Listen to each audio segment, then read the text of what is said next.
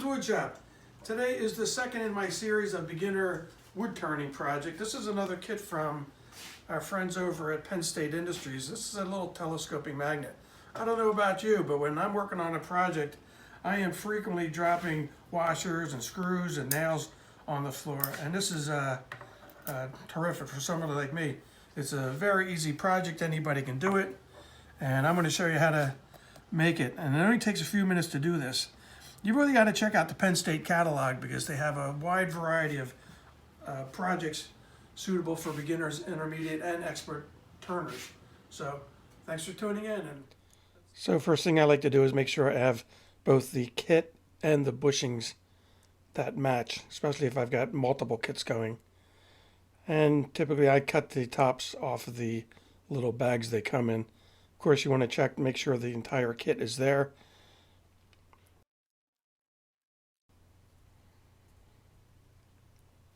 Yeah, it looks like I need a new pair of scissors here. Be very careful with all these little parts.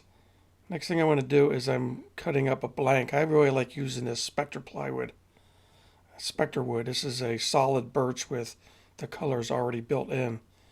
And once you cut them to length, you have to drill a hole and always follow the instruction sheet on what size hole, because all these different kits have different size bushings and holes.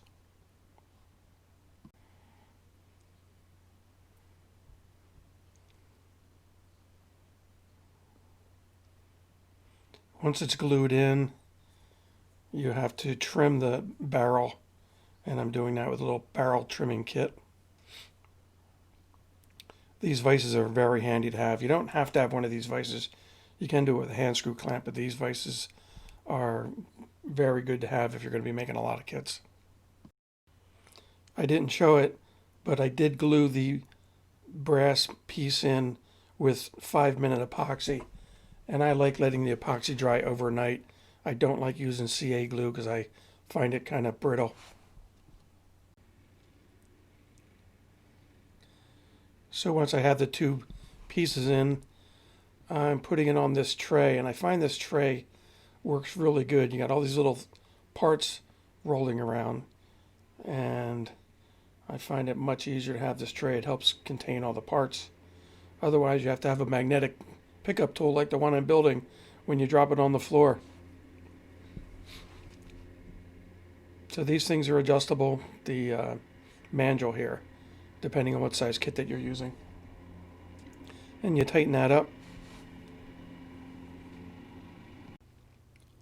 So once it's on the mandrel and it's nice and tight, just take it over to the lathe, and I'm using a 3/4 inch spindle gouge here.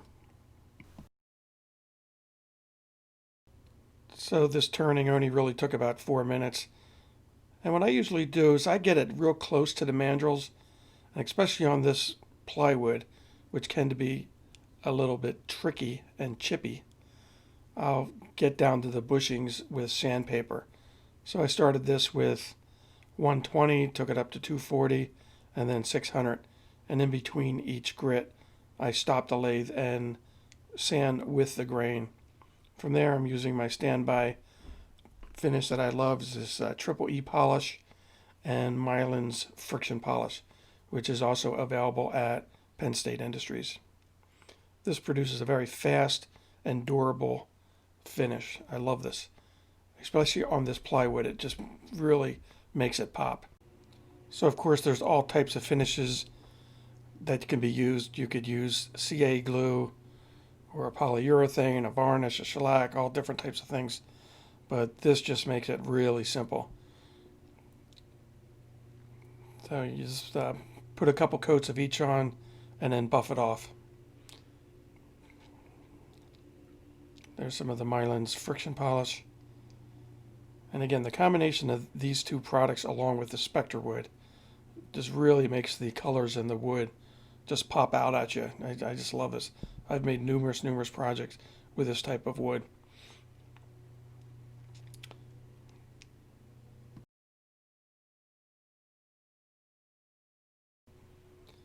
So total time on the lathe was probably right around 5 minutes.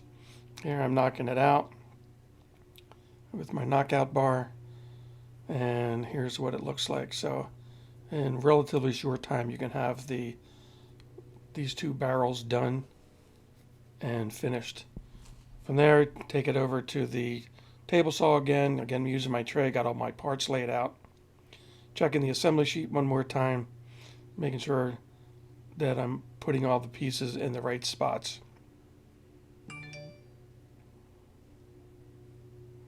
Oops, that's what I mean about dropping things. That's why I need a little magnetic pen like this. Those are my fumble fingers.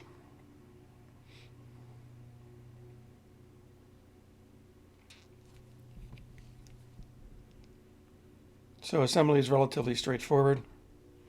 It is nice to have one of these little presses.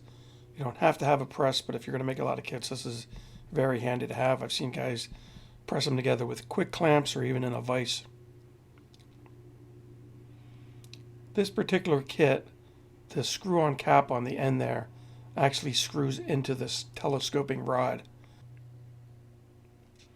So once it's assembled, that's the final project. Again, very simple. This is an inexpensive project and a very useful project, especially for somebody like me.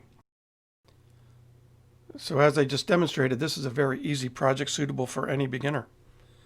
By the way, thanks for tuning in today. I really appreciate you spending a few minutes of your day with me. And you know the drill.